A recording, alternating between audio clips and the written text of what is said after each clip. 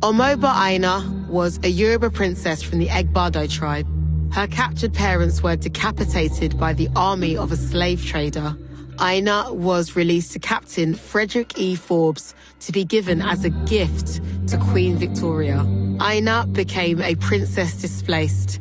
She was stripped of her Yoruba name and taken to England aboard the ship that bore her new identity, the HMS Bonetta. The young princess possessed all the regality, grace, and poise of a proud West African tribe.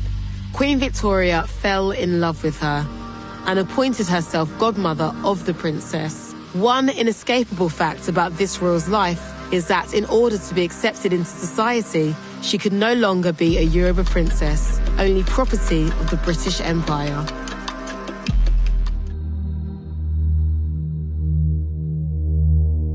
Edward Swarthy was a respected Tudor porter of a Sir Edward Winter around the late 16th century in rural Gloucestershire. Sir Winter ordered his porter Edward to flog his white steward John Guy for misconduct in the middle of his stately home in front of all the staff. Pitting a black porter on a higher-ranking white steward was a dangerous and humiliating punishment. The matter was so severe that when Winter was taken to court for assault charges, Edward Swarthy was required to appear as a witness to testify. The records claim that it was unchristian for a porter to flog someone considered higher in rank and therefore class. Dido Bell Lindsay is often considered the first black aristocrat. She was born to a West African woman named Maria Bell. Maria was captured and put aboard a Spanish vessel bound for England. The Admiral John Lindsay saw and decided to keep her as his mistress. A few months later in England, Maria gave birth to his child, Dido, who was raised with the Admiral's family as part of the British upper class. Dido's portrait hangs in Kenwood House in Hampstead. It is a seminal turning point in the depiction of black British identity. Dido's life was lived in the margins of society due to her mixed parentage. The issue of her being black and illegitimate meant her life was filled with all the complexities that arise from the duality of identity. Prince Alemayehu was the son of Emperor Tuodros II of Ethiopia.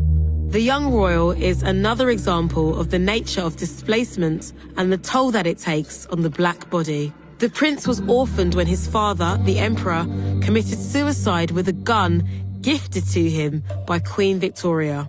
Whilst in England, the prince met Queen Victoria and became her ward. As much as he protested, and though his depression was evident, he was never allowed to return home. At the age of 18, Prince Alemayehu fell ill and died from pleurisy. Queen Victoria ordered he be buried at Windsor Castle. Later, in letters, she comments on how sad it was that he died so far away from his homeland. The Ethiopian government are still petitioning for the return of his remains.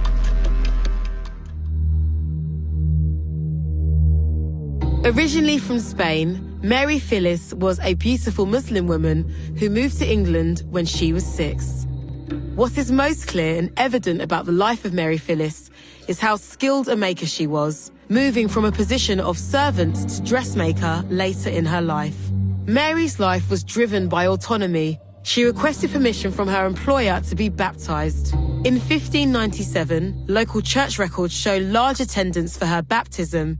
Mary was direct and powerful, although what is also true is that she essentially had to change herself and her religion to fit into the conventions of British society.